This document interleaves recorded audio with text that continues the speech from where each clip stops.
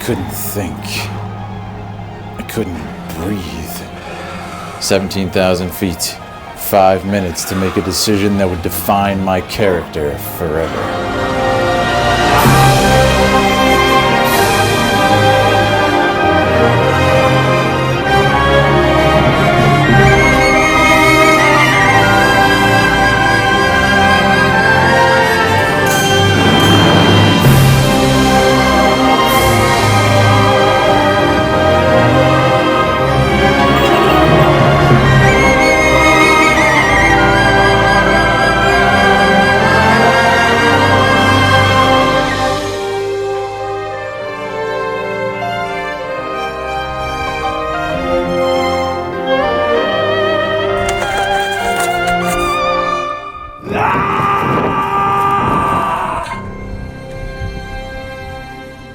So how did I end up in the Himalayas? Well, my friend Spencer and his fellow teacher Mike had been planning a trek to Mount Everest for months. And when he mentioned 5 days before the trip that I could go since I'm a YouTuber and have freedom, the only reasons I could think of not to go were fear-based. Spencer was very convincing. You good, man? What are you talking about? So to keep in line with my slogan on stream, You wish to fight me? Oh, they're cowards! Cowards are first! I had to say yes. I bought a flight to Nepal, borrowed some of their extra gear, and hopped on a plane. I had no idea what I was getting myself into. I arrived in Kathmandu half a day early, which I preferred because it gave me time to immerse myself in the culture of Nepal.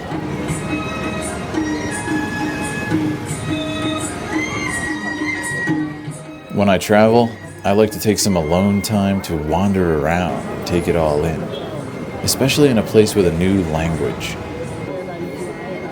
There's something wonderful about just seeing a world so different for the first time in all its glory.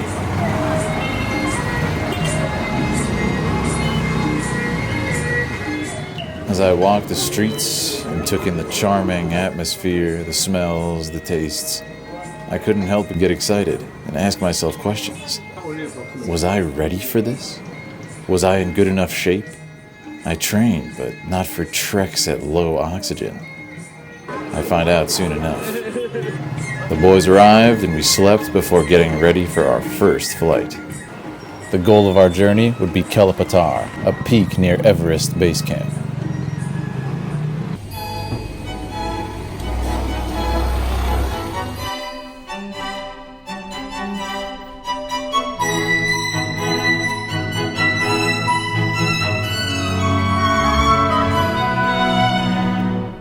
About to board flight to Lukla, the most dangerous flight on Earth. That's the plane we're taking.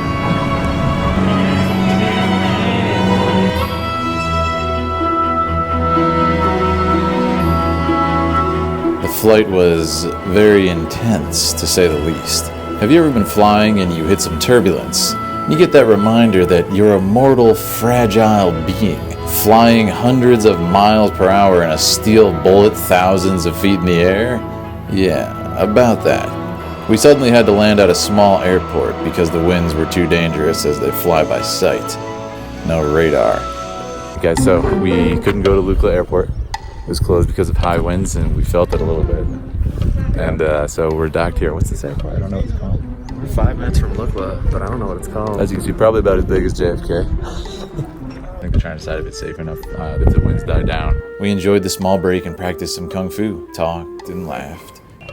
Look at him go. Right, so if I'm gonna do like any backflips, it has to be right when we get up there, right? Because then the elevation will like kill me later. Yeah, I would not you do it right here. And then a frantic pilot told us it was too dangerous to fly that day, and that we'd have to stay at the small village because of the extreme winds. We decided to grab our bags off the plane, and suddenly, the pilot came on and started the engine, which was a bit concerning. Nice knowing you, boys. Remember, we don't make it back. Cowards die first. Hopefully this footage won't make it back. And we set off for Lukla. We made it in one piece, and it was time to truly begin our journey. We made our way through Lukla to the start of the trail.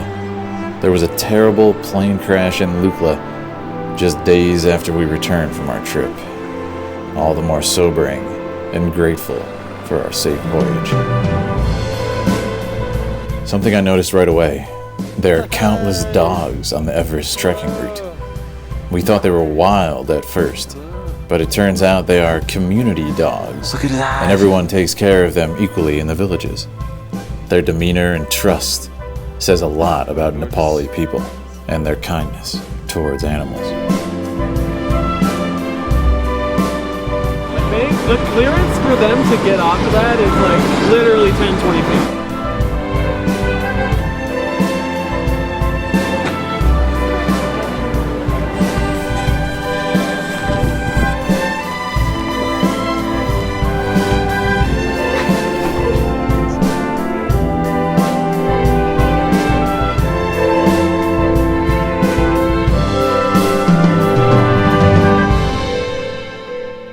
That flight was Something. an experience. So we're going to start the first section of the trek. Where are we going, Mike? We're going to Fakting today, maybe to Munjo. So like 5 to 7 miles. Okay. It's doable. Yeah, we'll get there in the evening. Perfect. Just in time for dinner. Just in time for dinner. Some dal bhat tonight. And Cowards Die First, we made it. That flight was an example of Cowards Die First. Alright guys, join us on this heavy journey.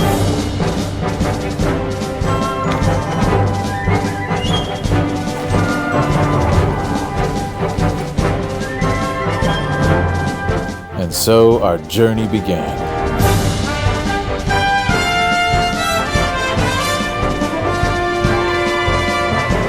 And it finally hit me that we were headed to the highest place on Earth.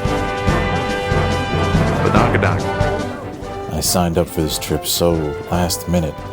I didn't know anything about what I was doing.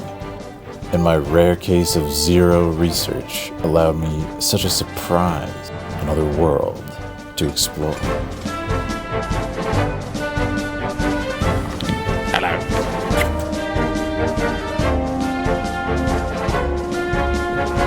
He looked right at you, Spence. Can we have dealings with this person? I've had some rough times, as we all have. My life as a YouTuber is a continuous chain of opportunities that I have to make for myself. It leads to a lot of uncertainty, but my mind was focused for once on one simple task, and it felt good.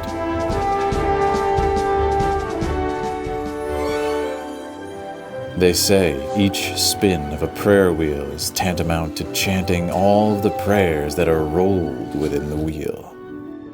Each time the bell chimes, you've done it one complete rotation. But the bell is a symbol of prana, or wisdom in Buddhism. It is the counterpart to the vajra, or the thunderbolt, which represents expedient means, and also a counterpart to compassion. Wisdom and compassion are two traits that must be in equal parts. With too much wisdom, we're cold and unfeeling. Too much compassion leads to naivety. Those words stayed with me. Hello. I'm not sure exactly what I was looking for out there. Probably to feel some peace of mind. All I know is I was grateful. Sit. Both my mind and body were in the same place. I was there. We found a clearing and decided to train, as it would only get harder as we gained altitude. There's always been something there for me, in the movements that flow through your joints and connect in a symphony of violent peacefulness. Each contraction contains the thousands of hours you've trained, and the cherished memories of the joy you felt, yet also freezes time around you, and you exist compressed only within the patterns you paint with your limbs, your thoughts, your heart.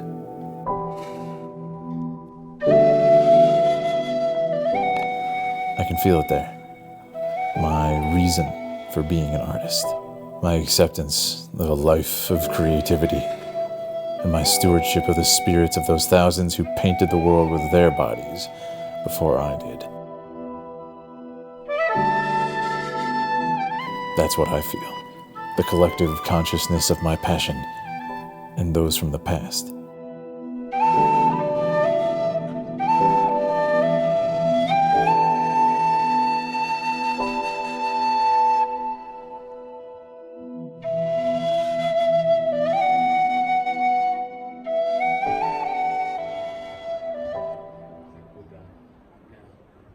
We have secured our first lodging on the trail. And we have here some tea that is absolutely glorious. Switch to dry and comfortable clothes. This is garlic soup. Yeah, it could be. So my man Phil here, it's his first meal out in Nepal. Yeah. We flew into Lukla on a propeller plane. Very exciting. Yeah. After flying for like about 25 hours across the world. So good. Perfect. This our dal bhat just came. Yes. Great. Fantastic. There's lentils, veggies, and rice. Yes.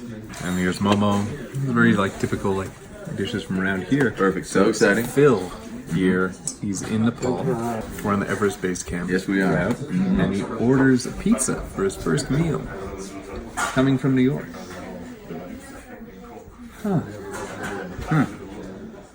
Good morning. Continue our long trek. Our goal this day is to get to the bazaar, correct? Yes, Namche Bazaar.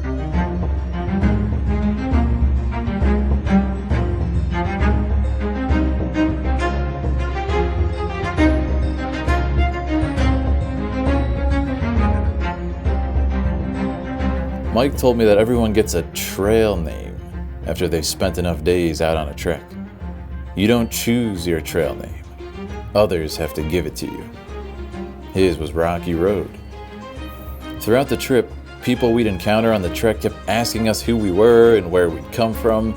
Spencer and Mike would explain their experience, their preparation. Then they'd turn to me, and I'd simply say, "Me? I'm just happy to be here." It became one of the many memes of our journey. And then one day, Spencer turned to me and said, "That's it. That's your trail name. You're happy to be here." It made sense. Me even being here, such a privilege. I never could have planned this trip on my own. It was an honor to be there with my friends. And I couldn't stop smiling. We just covered 4 miles this morning at a brisk pace. 4 miles in about, 2 hours? But not as steep as it's going to be. This next section is, what was it, Mike? 3.5 miles. 3.5 miles, about 700. 2,000 feet. So yeah, about 700 feet of elevation climbed per mile. It's going to be brutal. And there's less oxygen as we go. So this is where the fun begins, as Anakin would say.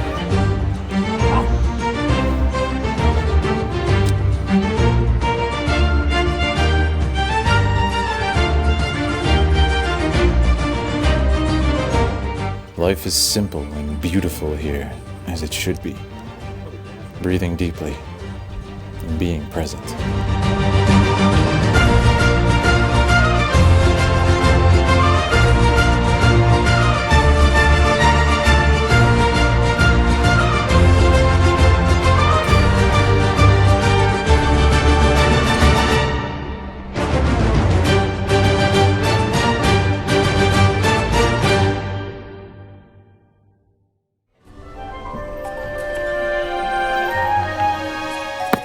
He's eating out of his friend's grass. Very crafty.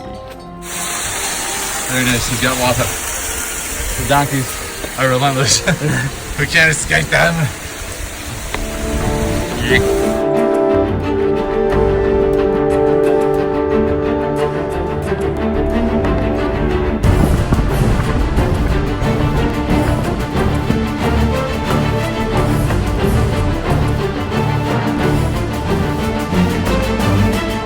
Steep road.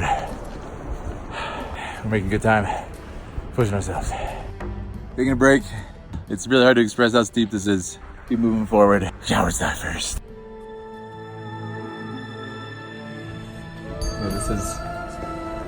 There's a mythical sacred kingdom called Shambhala in the Himalayas.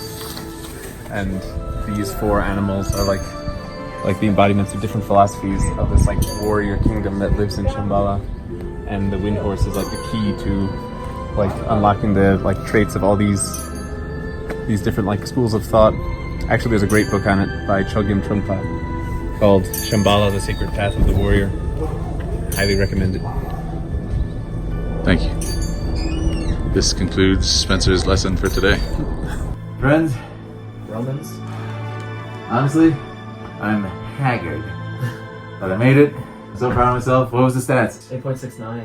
8.69 miles covered. Probably 9 by now. Yeah. For Namche. 36? 3,700 feet. 3,700 feet covered today. Yeah. This was a challenge. We're in the bazaar. We're going to acclimate too.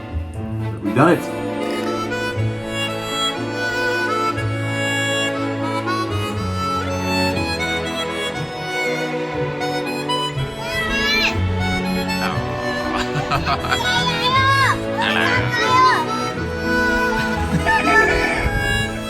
The striking diagonal imagery of Namche Bazaar isn't nearly as wonderful as the kind people that live there.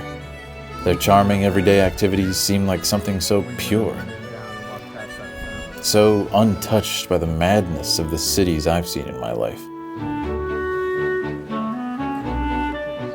We discovered amazing Tanka paintings made with real gold by a master monk, How 24 karat gold. who we'd see again later in our trip. So small, it's very difficult, you know. That's why maybe 25 days, 30 days around there. Spent.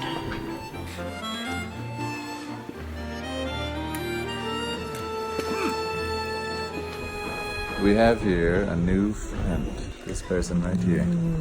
Oh. Stretching. What would you name him? Put down in the comments. Very nice. We're here at Namche Bazaar. We're getting there. We're at about 11,300 feet right About now. 11,300. About like 4.5 days of climbing to go. Great. So this is a really important part of the journey because it's known as a 0 day. Correct. So we're acclimating to the elevation, and we're taking in like a significantly less amount of oxygen. Yeah, so when you live at or near sea level, your body becomes accustomed to living at or near sea level. Then jump up to altitude, your body has to compensate. And it primarily does that by building new red blood cells to pull more oxygen out of each breath.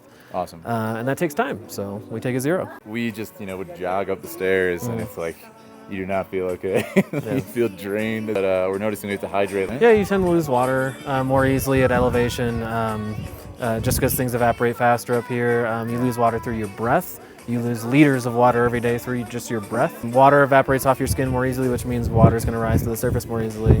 Yeah, you got to be really careful when you're at altitude, even if it's cold. You got to drink a lot of water.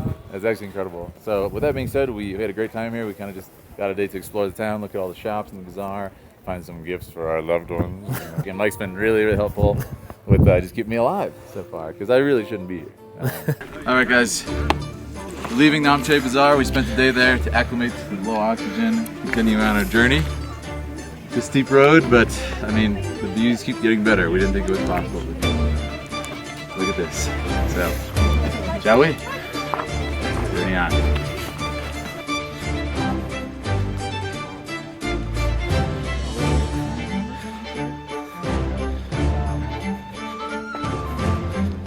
The old that is strong does not wither. Deep roots are not reached by the frost.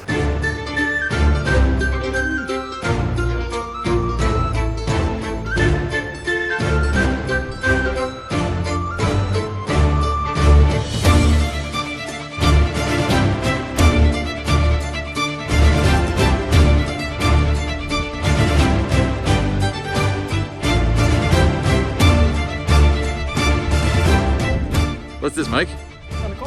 Korok business. Korok business. Korok business. Go back to your drink. Jedi business. Go back to your drinks. You think about Barty Crouch? Oh, that's right. Barty Crouch Jr. Very gasoline.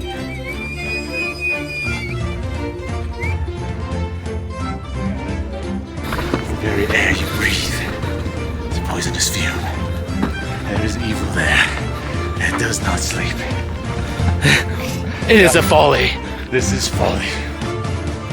One of my favorite parts of the trip was reading Spencer's story. He'd been working on it for so long, he was so passionate about it. He brought it on this trip to share with us, and we took turns reading it out loud. After perhaps a half hour of wide corridors and endless guards at the ready, they stopped at a massive and thick door. Those were magical chapters. As we tried to keep from freezing, it kept our mind on warmer things. Burn a strong and brilliant fire, otherwise in the end some will remain. The Misty Mountains.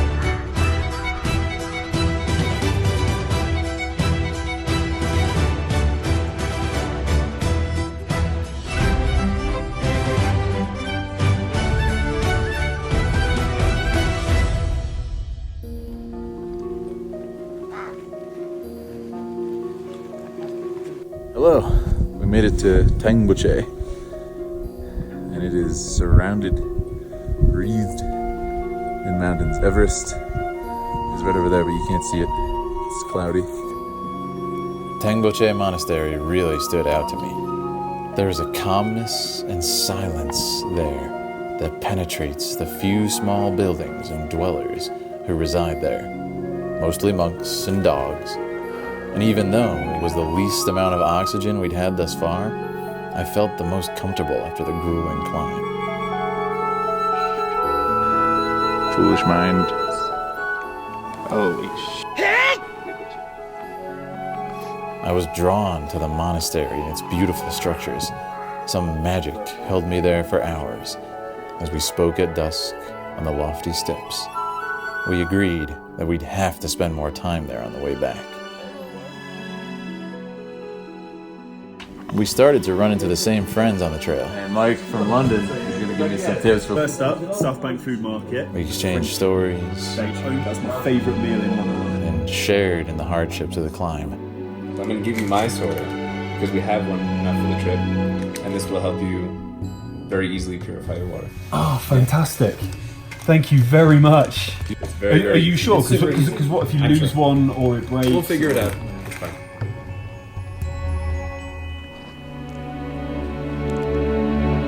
This is Mike using Sawyer water filtration system, and it can turn, like to quote Mike, pretty much any water you would even think about drinking into, and it's also used in developing countries to help filter unclean water. And there's Spence cleaning his socks. We're at the bottom. As Mike said, it's gonna be all uphill from this point. We're gonna cross this river on that bridge, and then it's gonna be work.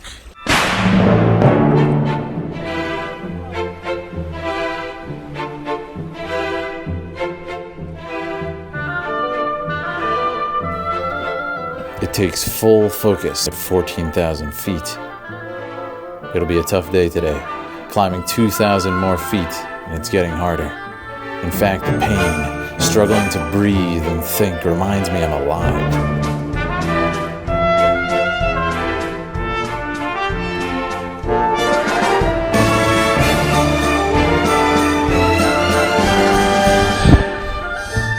Namaste.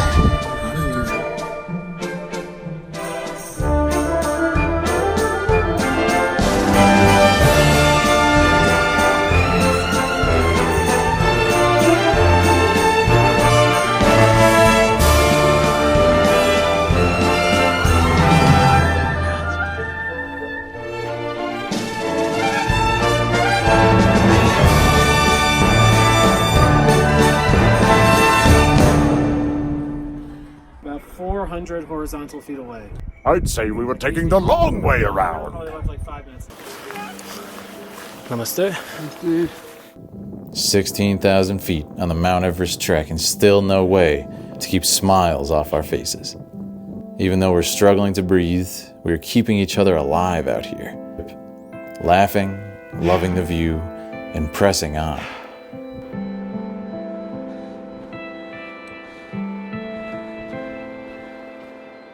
Friendship is a beautiful and powerful thing.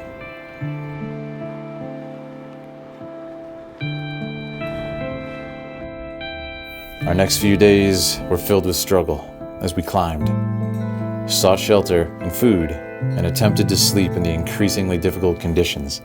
A cold that penetrates your bones, and so little air that you wake up in a panic several times a night, gasping for oxygen.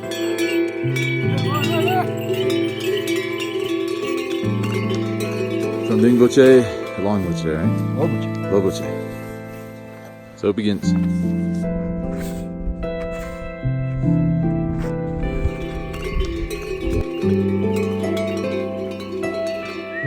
We'd finally climbed above the tree line and reached this otherworldly, surreal, and barren landscape.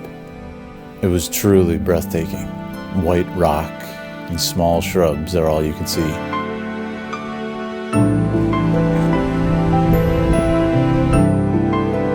And there's a strange self-awareness that comes from being near the highest point on Earth, which I suppose is as close to another world as you can get. It was a beauty unlike anything I'd ever seen. This world we live in is so majestic. It's right in front of us, but we really don't see it. It's getting harder to breathe by a long shot. We're having to take more consolidated breaks, but it's absolutely wonderful. It's harder to sleep as well. We noticed you'll wake up kind of gasping for air. I usually sleep on my side, and I'll notice when I sleep on my side, it like constricts my lungs a little bit. So it's pretty difficult. But so we're definitely sleeping less and breathing less. But as Mike told me, it's all mental. Really, it's a mental game at this point. If you can survive the basic elevation sickness, it's a mental game. So we're staying strong. We're being helpful to each other, supportive to each other, and trying to do it smart. So let's continue on.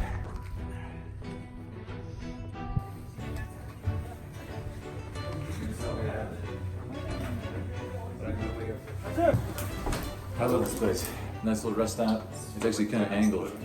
It's kind of angled, like you can kind of lean back with the mountain. It's nice. It's fresh.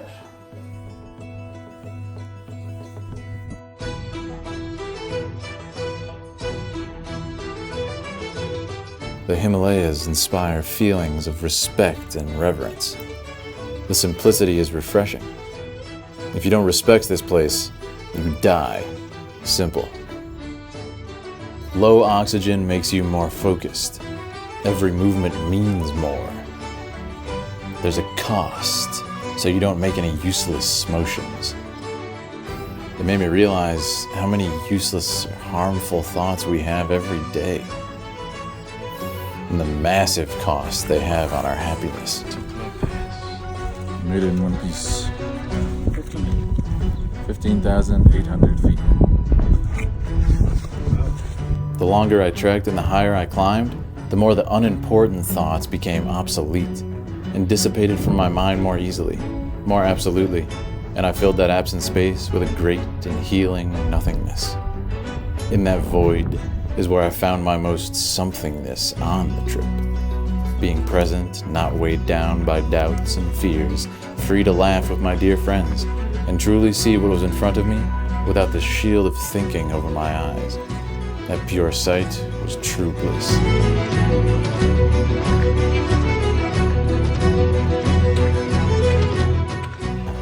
Our final push up Lukla Pass was grueling and a true challenge. You're walking 1 step per second, and your heart rate feels like you're sprinting. It's almost frustrating as someone who trains so hard as a formal Division I runner. It's humbling. Every step feels like you're fighting an invisible enemy who's strangling you slowly.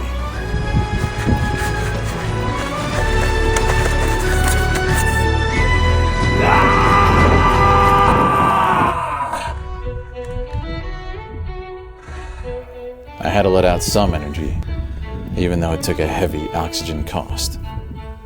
This was it. We had almost reached our destination, Pattar, right near Mount Everest Base Camp. We turned in for the night. Then, disaster struck.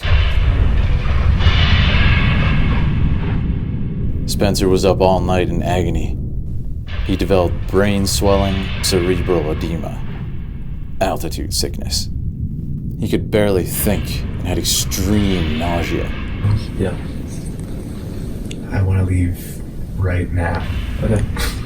Because I'm very, very nauseous. Mike decided that we had to turn back immediately, or Spencer was going to be in big trouble. But then he said to me, that I could go on by myself. I could complete the last day of the trip and reach Pattar, finishing the trek and reaching the final destination. Then Mike started vomiting repeatedly. They were leaving. I had 5 minutes to decide. My first instinct was one of responsibility. It was my charge to finish what we started. That feeling of completion that is so ingrained into our being needed fulfilling. I could feel the urge pulling me. That feeling of power to complete the journey on my own, the ultimate challenge with no experience, the egotistical, selfish, ambitious, glory-hungry side of us all that's a side effect of goal-oriented life. I could do it. Picture that victory, the video title, the content, my story. Cowards die first. No.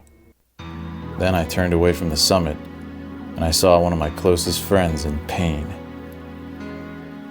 Why did I even come on this journey? Because Spencer invited me to help make me feel better when I needed it most. Not to gain some arbitrary glory, become some legendary climber. It was in that moment that I remembered a quote from the Stormlight Archive, one of my favorite books.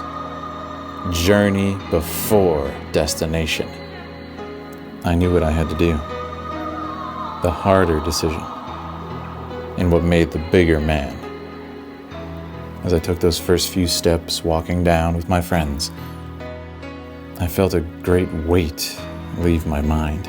And once we made it down a couple thousand feet, and Spencer explained how he was feeling, I knew I made the right decision. It's 患难见真情. Just like 患难 is when there is a catastrophe, like some bad event, and then 见 is to see. 真, true, real. 情 is like your feelings or sentiment. And I can't stop thinking about that idiom, that you are kind of relinquishing the end of the trip in order to help me out. It really means a lot. I'm proud of your decision. It's about friendship. We're a team. We make it as a team, we go down as a team. We will not abandon Mary and Pippa to torment and death. That's right. Like a lot of times, like you'll see someone, when something bad happens, then suddenly they abandon you and you don't realize until after. But it's just the opposite.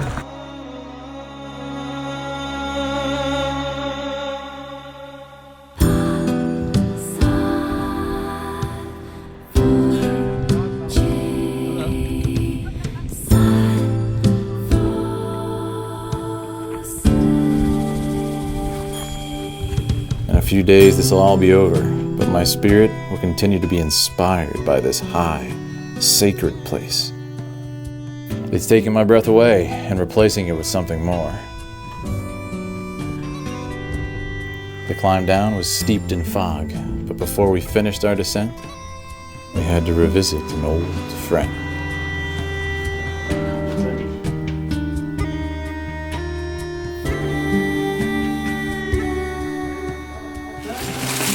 For you. Whoa! We split it. Thank you. As a thank you. Thank you, man, for everything. Keeping us alive. And so, painted by fresh snowflakes, we said our goodbyes to Namche Bazaar and made our way down to Lukla.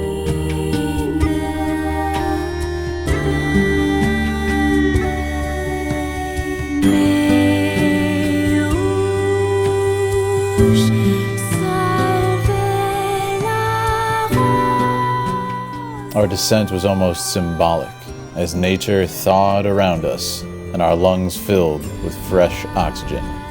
Our strength returned.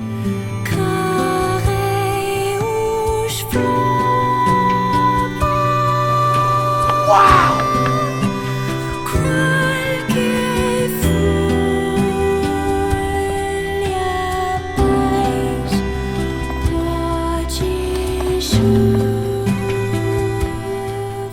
Our final days in Kathmandu were a welcome change in climate.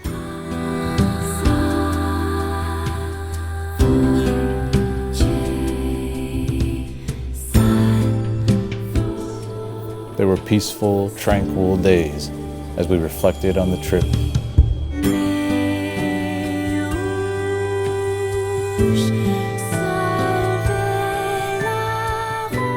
And looking back, of course I made the decision to turn back.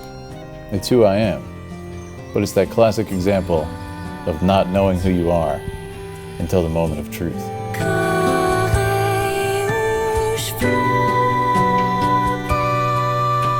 What would you have done in that scenario?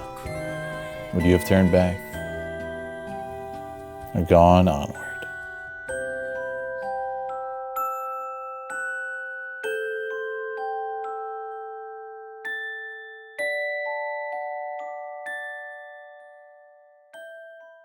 Why do we climb mountains? There's no reason to, really. It's dangerous. People die every day. Is it to prove we exist by completing some grand adventure? Or is it to go against the linearity of life for once by taking a vertical perspective?